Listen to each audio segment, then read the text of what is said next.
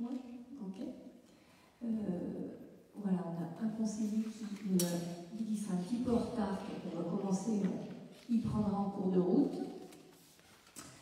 Alors, j'ai plusieurs pouvoirs. Annie Pontieux qui m'a donné son pouvoir, Patrick Comer qui l'a donné à Didier Perrin, et Sophie Cutajar à Nathalie Bois. Alors, on a besoin d'un secrétaire de séance. Nathalie Bois, merci d'être désignée. On commence par approuver ou pas le dernier procès-verbal du dernier conseil municipal du 25 mars. Est-ce qu'il y a des remarques, des questions ou des observations? Non.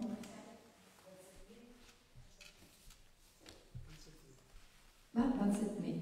25 mai. Ah bah, moi, 27 mai. Alors, je vous propose de voter celui du 27 mai. Qui est contre? Personne. Qui s'abstient? Personne. Eh bien, le PV du dernier conseil municipal est validé. Alors, à l'ordre du jour ce soir, on a quand même un petit conseil. Tout d'abord, on commencera au sujet de la métro avec la modification des statuts, et c'est Alfio le rapporteur. Ensuite, l'aménagement du territoire sur les zones d'accélération des énergies renouvelables, c'est Johan Salas Damas. On déplacera peut-être cette délib un peu plus tard en fonction de son heure d'arrivée. Il est où? Oh, il était là, Johan. Salut. T'as un ninja, je t'ai pas vu. Donc, point suivant, les finances publiques, avec une convention avec le centre de gestion d'Isère pour l'intervention du pôle archive itinérant. C'est moi qui rapporterai. Et on a 4 délibérations sur les ressources humaines qui sont assez habituelles, la modification des tableaux des effectifs et création d'emplois non permanents. Et c'est Christine Audouard qui nous parlera de tout ça. Et évidemment, les décisions administratives et questions diverses. Alors, on commence avec toi, Alfio, qui a le micro, pour nous expliquer ces fameux statuts Grenoble Métropole qui ont été modifiés. Ça a été un peu passé aussi dans la presse, donc peut-être tu vas nous en dire quelques mots. Oui, tout à fait. Du coup, on va voir tout ce qui est modification de statut de la Grenoble Métropole. Vous savez qu'aujourd'hui, la Grenoble Métropole est compétente sur certaines compétences, et notamment la voirie et autres. Et du coup, dans le bulletin municipal, il y a un très bel article qui l'expose pour tous nos habitants. Du coup, par arrêté du 4 novembre 2022, le préfet de l'Isère a entériné l'approbation des statuts de la Grenoble Métropole. Ces statuts fixent le périmètre, la dénomination et les compétences de celle-ci. Donc l'article 52.11, désolé, ça va être une délibération un peu chiante, voilà, mais c'est des choses quand même intéressantes. Donc l'article 52.11-17 du Code général des collectivités territoriales dispose que les communes membres d'un établissement public de coopération intercommunale peuvent à tout moment transférer, ou tout en partie à ce dernier, certaines de leurs compétences dont le transfert n'est pas prévu par la loi ou par la décision institutive, ainsi que les biens, équipements ou services publics nécessaires à leur exercice. Du coup, la première modification, c'est la métropole intègre de nombreuses compétences associées au petit cycle et au grand cycle de l'eau potable, l'assainissement, les eaux pluviales, mais aussi la gestion des milieux aquatiques et les préventions des inondations GEMAPI. En revanche, elle n'est pas compétente pour le suivi des eaux souterraines. Compte tenu de ses compétences, et notamment en matière d'eau potable, la métropole effectue toutefois une surveillance qualitative et quantitative des nappes alluviales de la Romanche et du Drac, exploitées sur ces champs captants de Jouchy, Pré, Crivelle et Rochefort. Ainsi, à la demande de l'agence de l'eau, diverses études ont été menées par la Grenoble Métropole sur ces nappes. Par ailleurs, la métropole assure l'entretien et le suivi du réseau de piézomètres pour les nappes exploitées par l'eau potable. Il est précisé que ces compétences supplémentaires ne sauraient pas rendre la métropole responsable de dégradation de la qualité de la nappe, qui ne serait pas de son fait. Le principe pollueur-payeur continue à s'appliquer. De même, aucun engagement de la métropole ne saurait porter du fait de ses compétences supplémentaires sur les niveaux piézométrique de la nappe qui varie en fonction des conditions hydrologiques, pluviométriques, des liens entre les eaux superficielles et les eaux souterraines et des différents usages. Du coup, compte tenu de l'importance des enjeux de gestion des eaux souterraines de la Grenoble Métropole, à savoir le maintien d'une eau en quantité et qualité suffisante, ainsi que la mise en œuvre de toutes les actions permettant de garantir la qualité et limiter tout risque de transfert polluant sur les nappes exploitantes pour l'eau potable, le Conseil métropolitain de Grenoble Métropole a proposé le transfert de ces compétences suivantes, issues de la rédaction de l'article L211-7 du Code de l'environnement. Donc, la protection et la conservation des eaux superficielles et souterraines à l'exclusion du traitement des pollutions, notamment celles relevant du principe du pollueur-payeur et de toute forme de régulation de niveau piézométrique des nappes. La mise en place et exploitation de dispositifs de surveillance de la ressource en eau et des milieux aquatiques, l'animation et concertation dans le domaine de la prévention du risque d'inondation, ainsi que la gestion et de la protection de la ressource en eau et des milieux aquatiques dans un sous-bassin ou un groupement de sous-bassins ou dans un système aquifère correspondant à une unité hydrographique. Il est souligné que ce transfert de compétences est sans impact pour les communes, puisque celles-ci n'exercent pas de manière effective les compétences subvisées.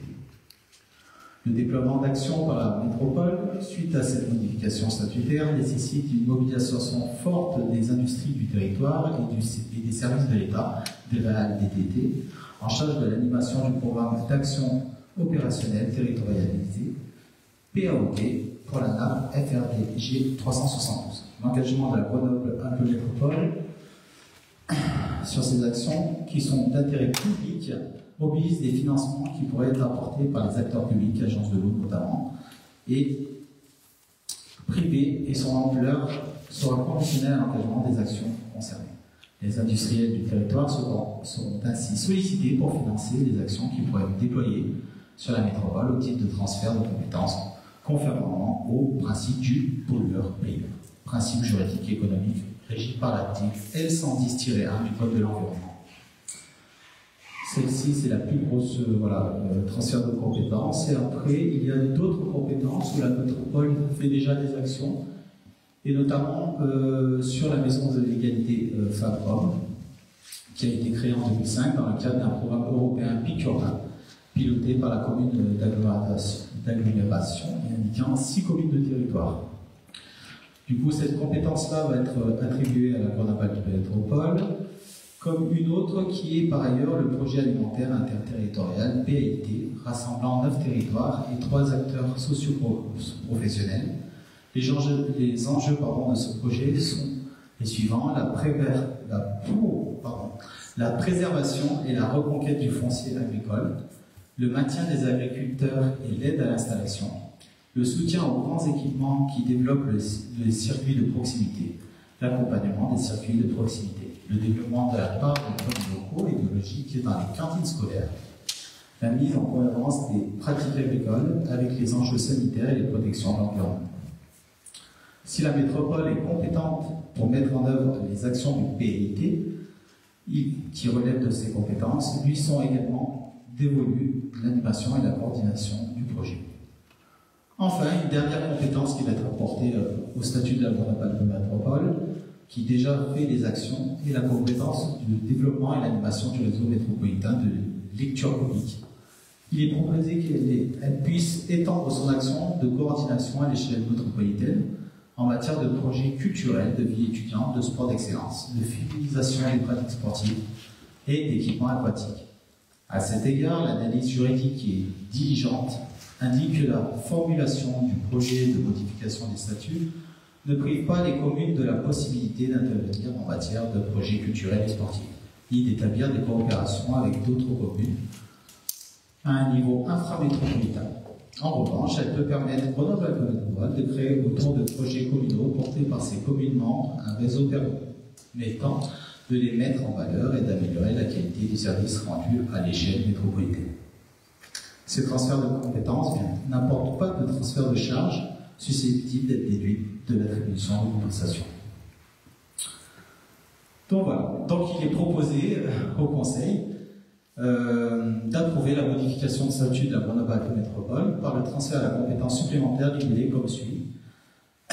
Du coup, de la protection et la conservation des eaux superficielles et souterraines à l'exclusion du traitement des pollutions, notamment celles relevant du principe pollueur-payeur et de toute forme de régulation des niveaux piézométriques des nappes, mise en place et l'exploitation de dispositifs de surveillance et de la ressource en eau et des milieux aquatiques, animation et concertation dans le domaine de la prévention du risque d'inondation, ainsi que la gestion et de la protection de la ressource en eau et des milieux aquatiques dans un sous-bassin et un groupement de sous-bassins ou dans un système aquifère correspondant à une unité hydrographique. Voilà. Et je pense qu'on a un peu entendu le public. Et puis, tu n'as pas dit d'approuver le transfert Ah oui, pardon, excusez-moi, oui, d'approuver. Je suis, hein. Oui. Ah. Donc d'approuver bien sûr le transfert des compétences suivantes à la Grenoble Métropole, animation et coordination du projet alimentaire interterritorial, centre de ressources et promotion d'égalité femmes-hommes, développement et animation des réseaux métropolitains d'ingénierie et de coopération en matière de la lecture publique, de la numéothèque, de projets culturels, de vie étudiante, de sport d'excellence, de féminisation des pratiques sportives et d'équipement aquatique. Donc, 4 nouvelles compétences apportées au statut de la Grenoble-Alpes Métropole. Merci Alfio. Est-ce qu'il y a des questions, des remarques? Oui. Juste une question, je pense qu'on a tout compris, mais la partie projet alimentaire interterritorial, je vois la préservation et la reconquête du foncier agricole. Est-ce que ça veut dire que la métro pourrait acquérir des terres agricoles pour y installer des agriculteurs? Oui, tout à fait. C'est déjà un but des c'est là où déjà la Grenoble Métropole a acquis déjà du foncier, notamment sur Ménan, pour aider les jeunes agriculteurs, effectivement, pour pouvoir s'installer sur des terrains propres métropolitains. Oui, c'est une vision d'optique métropolitaine de pouvoir acquérir du foncier, effectivement. Ok, merci. D'autres remarques? Non. Eh bien, je vais mettre ce rapport au vote. Qui ne prend pas part au vote? Personne. Qui s'abstient? Personne. Qui est contre? Personne. Eh bien, le conseil municipal donne donc son accord et approuve cette modification des statuts. Le point suivant, c'est toi, Johan, qui concerne les zones d'accélération des énergies renouvelables.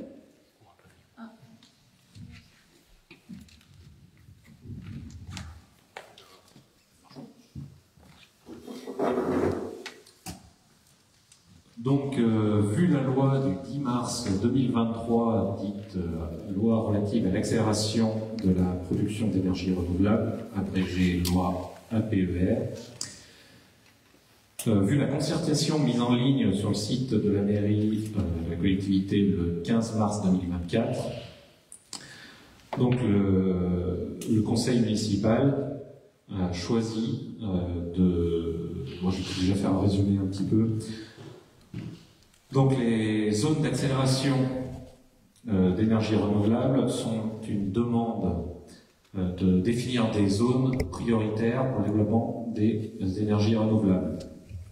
Donc l'article 15 demande aux communes de définir par délibération au conseil municipal après concertation du public, selon des modalités qu'elle détermine librement, des zones d'accélération où elles souhaitent prioritairement voir des énergies renouvelables s'implanter. C'est les zones d'accélération pour l'implantation des énergies de production terrestre renouvelables, ainsi que dans leurs ouvrages connexes.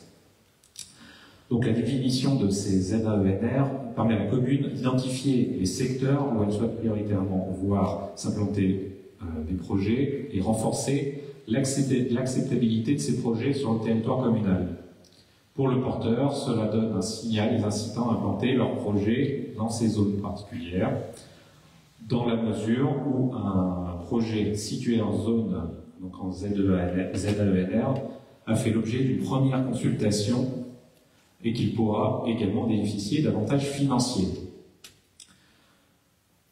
Donc la commune a fait le choix de ne pas donner de zone, pour la bonne et simple raison que derrière cette loi, il y a des avantages financiers pour les porteurs de projets, il y a une réduction des délais d'instruction, Il y a une réduction aussi du travail du commissaire enquêteur.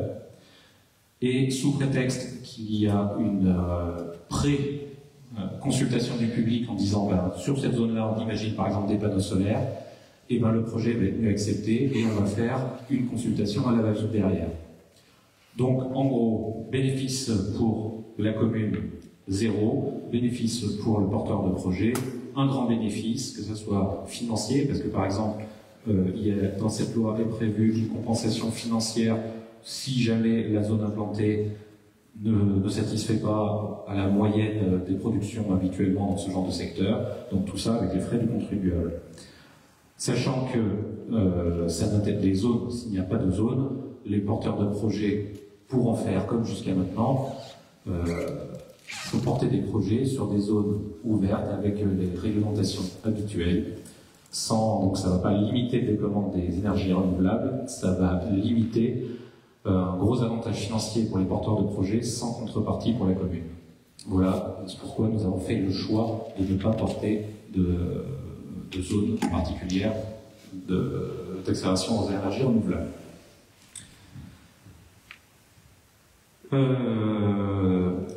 Et donc, pour en finir un petit peu avec la loi APER, je le rappelle, j'en profite, j'ai le micro pour une fois, d'aller jusqu'au bout sur cette thématique, que la loi APER permet la reconnaissance automatique de la raison impérative d'intérêt majeur, donc RIBM, de tous les projets d'énergie renouvelable. C'est cette même loi qui permet actuellement d'utiliser des terres agricoles pour faire de l'énergie renouvelable s'il n'y a pas trop de pertes de rendement. Donc voilà, les ZAENR, c'est une suite automatique de différentes mesures liées à la loi APER qui, pour moi, pas forcément une très très bonne loi, et la commune a fait le choix de rester avec les méthodes précédentes pour le développement des énergies renouvelables, c'est-à-dire une consultation complète une fois un projet déposé. Est-ce que vous avez des questions?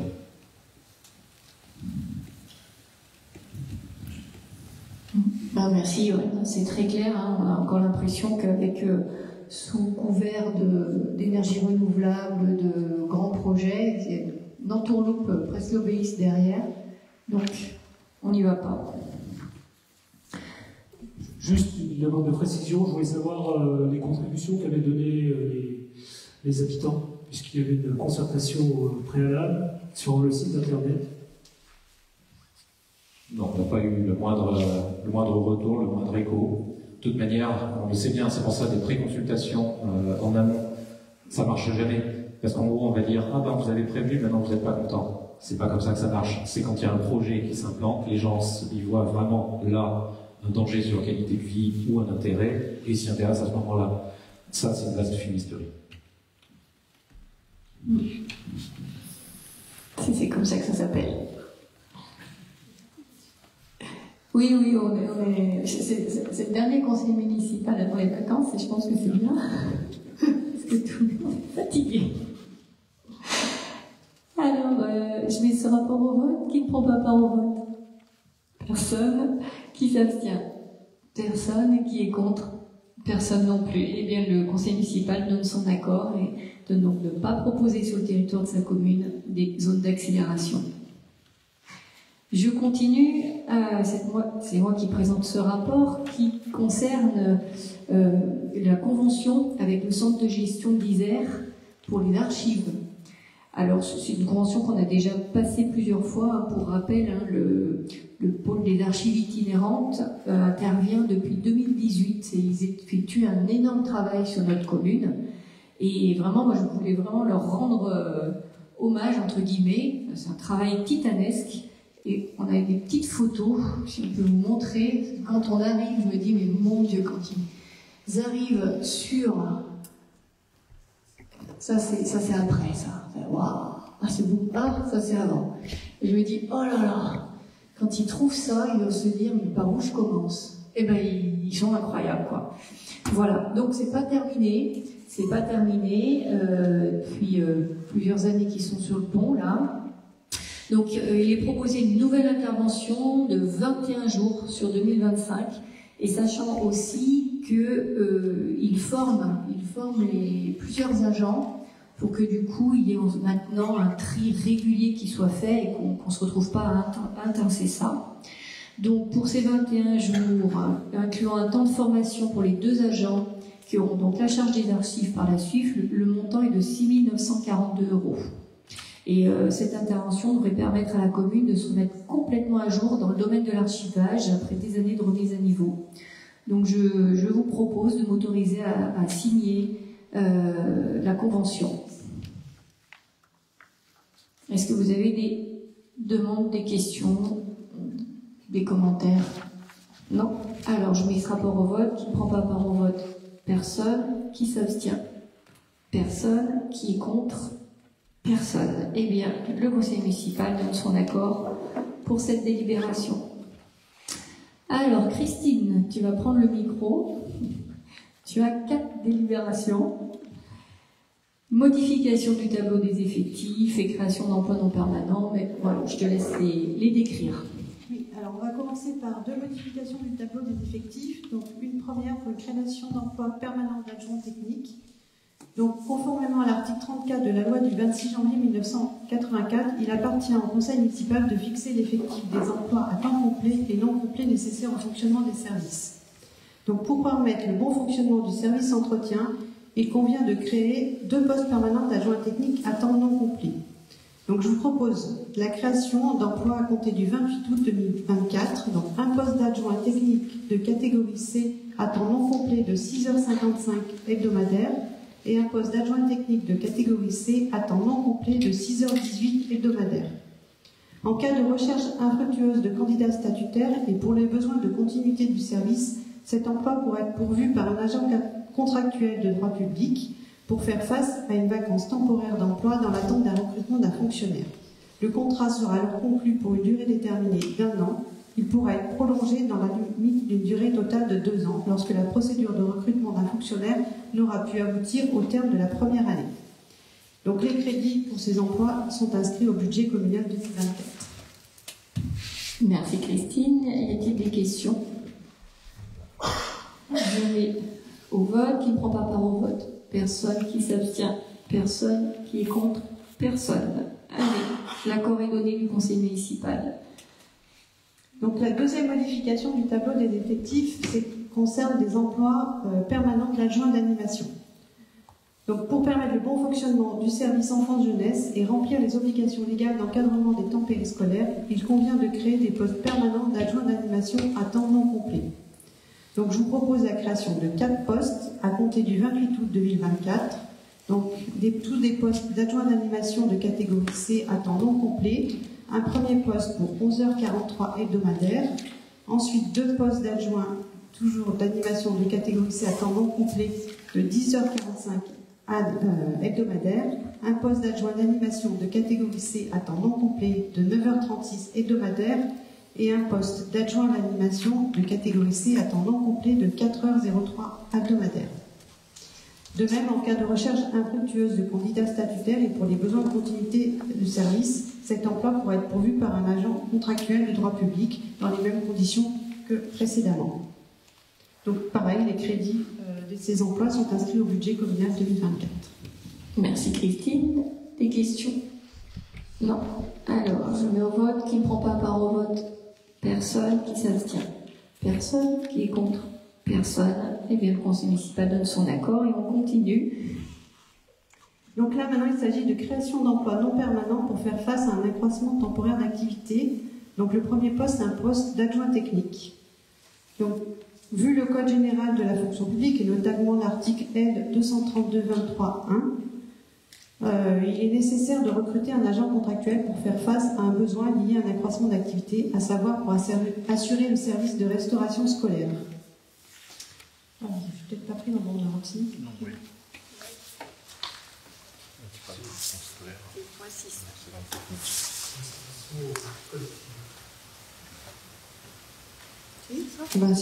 C'est peut-être ça. Un poste d'adjoint technique relevant de la catégorie C à temps non complet pour une durée hebdomadaire de 8h08. Et ce, à compter du 28 août 2024. Voilà. Cet emploi non permanent sera occupé par un agent contractuel recruté par voie de contrat à durée déterminée pour une durée allant du 28 août 2024 au 4 juillet 2025 inclus. Il ou elle devra justifier d'une expérience en restauration collective. La rémunération de l'agent sera calculée par référence à l'indice brut 367 du grade de recrutement. Et les crédits sont également prévus au budget 2024. Merci. Des remarques? Je mets au vote. Qui ne prend pas part au vote? Personne qui s'abstient. Personne qui est contre? Personne. Le conseil municipal donne son accord pour la création de cet emploi. Et le point 7, création d'emplois non permanents pour faire face à un accroissement temporaire d'activité, poste d'adjoint d'animation. Voilà. Donc il est nécessaire, pareil, de recruter des agents contractuels pour faire face à un besoin lié à un accroissement d'activité, à savoir pour assurer l'encadrement des différents temps périscolaires. Donc là, il s'agit de 5 postes d'adjoint d'animation à temps non complet, de catégorie C. Donc le premier poste, c'est pour une durée de 11h44, le deuxième pour une durée de 10h46, donc c'est les durées hebdomadaires à chaque fois. Le troisième poste pour une durée hebdomadaire de 8h08. Ensuite, un poste d'adjoint d'animation pour une durée hebdomadaire de 7h11. Et le dernier, un poste d'adjoint d'animation pour une durée de 5h34. Ces emplois non permanents seront occupés par des agents contractuels recrutés par voie de contrat à durée déterminée pour une durée allant du 28 août 2024 au 4 juillet 2025. Ils devront justifier soit d'une expérience d'accompagnement d'enfants, soit d'un brevet d'aptitude aux fonctions d'animateur ou un diplôme équivalent. La rémunération de l'agent sera calculée par référence à l'indice brut 367 du grade de recrutement. Et pareil, les crédits sont inscrits au budget communal 2024.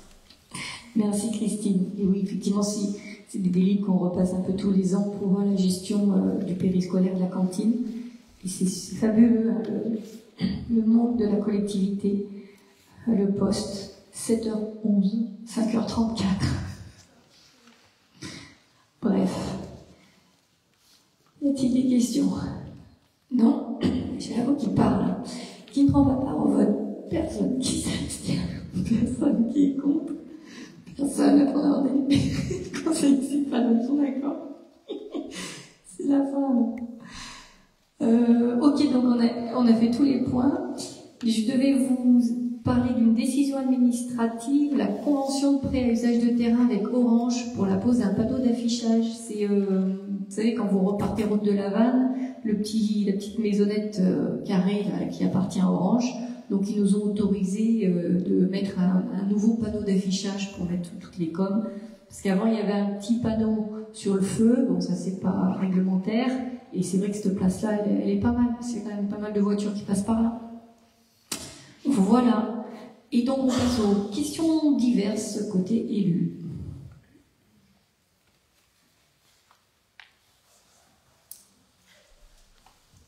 Ok, tout le monde a envie d'aller en vacances. C'est clair. C'est clair. Eh bien, s'il n'y a pas de questions, je donne juste une petite info. Là, sur l'été, il n'y a pas forcément de manif de prévu. La fête du village, bien évidemment, hein, le 15 septembre. Et le prochain conseil municipal devrait être fixé, à confirmer, mais le 23 septembre. Voilà. Et bien, en attendant, je souhaite à tout le monde de bonnes vacances. Reposez-vous. Hein, oui, non, quoi? Il y a une collecte de sang le 1er août. 1er août. Ah, une collecte de sang le 1er août. À Polisson. Voilà, eh bien, bonnes vacances et je vais passer la parole au public qui est venu nombreux ce soir. C'est tous les mois. Également chez moi, donc ça va être très vite.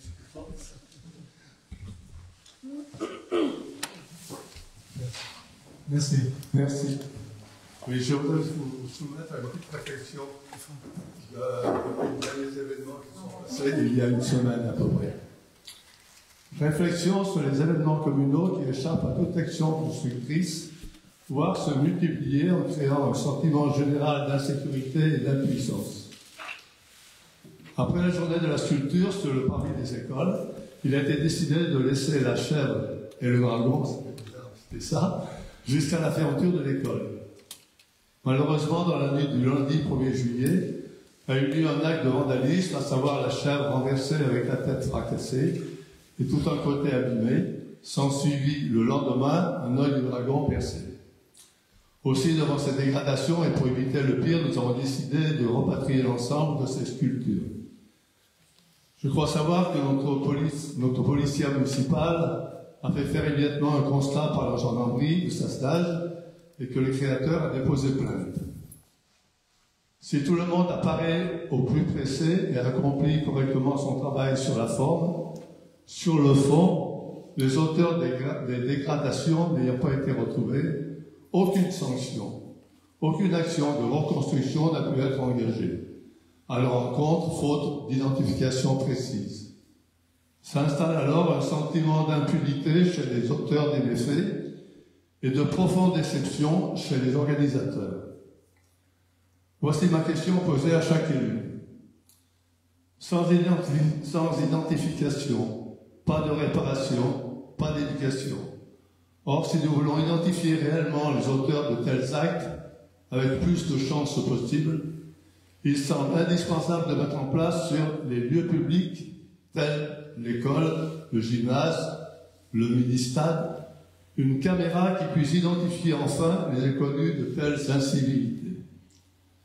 Une telle solution n'est peut-être pas la panacée, mais au moins il me semble important d'agir concrètement avec les moyens que nous disposons, car je reste persuadé que le silence dit consentement au regard de ceux qui commettent de telles actions.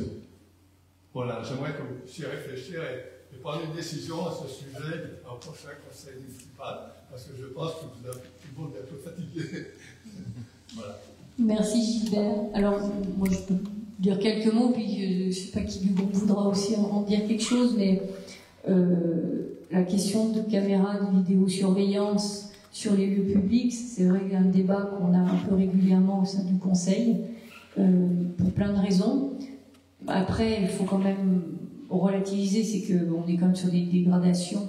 La salle Polisson, on a fait les frais, hein, on a fait réparer toute la salle là autour, là, et plus une planche debout de l'autre côté.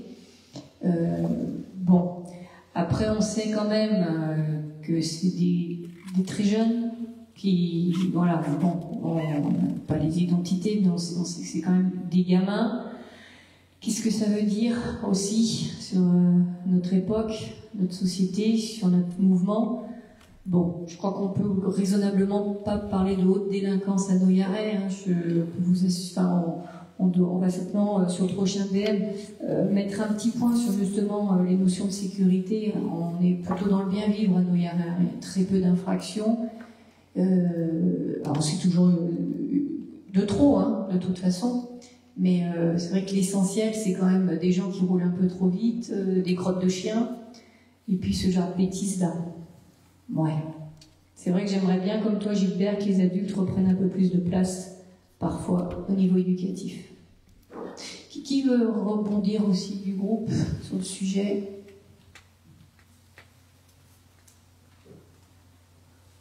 Bah, comme dit Gilbert, hein, de toute façon, c'est un sujet qui reviendra, hein. Ça c'est sûr. Non? On disait qu'on n'était pas au courant de ce qui s'était passé. Ouais. Autant on a vu les sculptures parce que c'était pendant le vide-grenier, donc on a vu. Je dis autant on a vu les sculptures pendant le vide-grenier, donc c'est vrai qu'elles étaient super sympas et ça amenait beaucoup de monde. Mais d'en arriver à ça, c'est vrai que c'est navrant pour la personne, enfin pour tous ceux qui ont œuvré pour ces sculptures. Et que ce soit des enfants ou pas des enfants, c'est vrai que s'il n'y a pas de sanction, même minime, c'est un peu la porte ouverte à beaucoup de choses par la suite. Enfin, c'est sûr que si c'est des gamins je veux dire 12-13 ans, ils sont capables de faire ça maintenant, à 15 ans, 16 ans, qu'est-ce qu'ils vont faire, et plus tard, voilà. Donc c'est des choses à réfléchir, et c'est vrai que des vidéos, enfin, sur les bâtiments communaux, moi ça me pose aucun problème du moment qu'on peut... au minimum faire certaines choses, quoi. Parce qu'on sait qu'on n'a pas tous les droits non plus sur donc à voir. Voilà. Je veux bien rebondir. Test. Ouais, moi, les caméras, ça me gêne plus sur 2 points. Le premier, c'est que, et ça c'est prouvé, c'est que malheureusement la délinquance se déplace. Du coup, les zones clairement identifiées comme étant des zones protégées au niveau vidéo et ben ça sera des endroits où les conneries ne seront pas faites. Et par contre, malheureusement, ça va se rabattre sur les zones périphériques. Et donc, malheureusement, là, c'est des choses où c'est pas forcément des biens communaux. Donc, je sais pas si on veut protéger 100% de nous y aller avec des caméras, si la commune en a les moyens. Mais protéger une zone, ça revient à repousser le problème un peu plus loin. Malheureusement, ça c'est un constat. Après, je suis un peu plus sceptique sur les caméras. Effectivement, ça peut être une solution. Après, si c'est des enfants de 13 ans, de toute manière, derrière, les sanctions, ça va être peanuts. Ça va être des travaux d'intérêt généraux, des choses comme ça. On compensera pas. Oui, voilà, je suis aussi peut-être plus pour une tarte de la part des parents, mais voilà, visiblement, ce n'est plus la mode actuellement. Mais c'est un vrai débat, hein, les caméras de surveillance, je ne suis pas complètement fermé là-dessus. Je mets un bémol sur vraiment la crainte d'aller repousser chez nos concitoyens des méfaits qui pour l'instant sont relativement localisés.